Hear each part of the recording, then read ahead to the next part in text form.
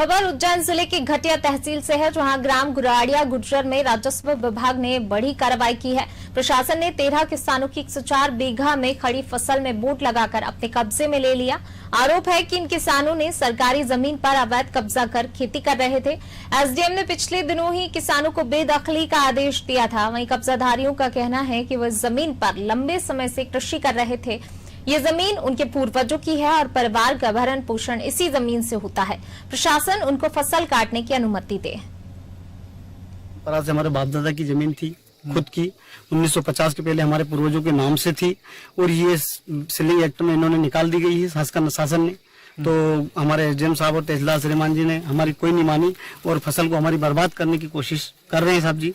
इसके लिए हमें यही विनती है, मेरा हाथ जोड़ के निवेदन है साहब कि हमारी फसल बचाई जाए और हमारा स्टे मिलने वाला हाईकोर्ट में विचाराधीन केस भी चल रहा है सर।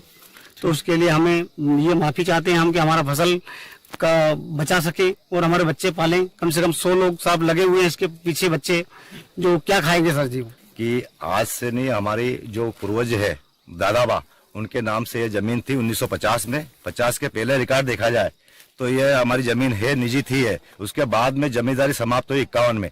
51 जमींदारी समाप्त होने के बाद में जमीन एमपी गवर्नमेंट को सुपुर्द कर दी। उसके बाद से हमने सेशन में कोर्ट में केस लगाया।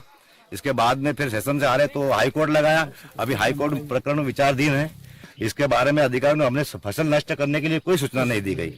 उन्होंने पहले अतिक्रमण की रिपोर्ट जरूर नोटिस आया था, लेकिन वो अधिकारी ने फसल नष्ट करने के लिए कोई सूचना नहीं की गई हमको। ये घटिया तहसील के ग्राम गुराड़िया गुर्जर में शासकीय जमीन पे करीब 13 लोगों का 100 बीघा जमीन पे अतिक्रमण था।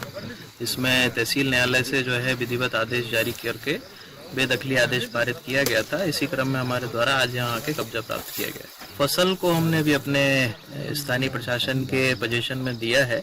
इसको जो है कटवा के और इसकी नीलामी करें।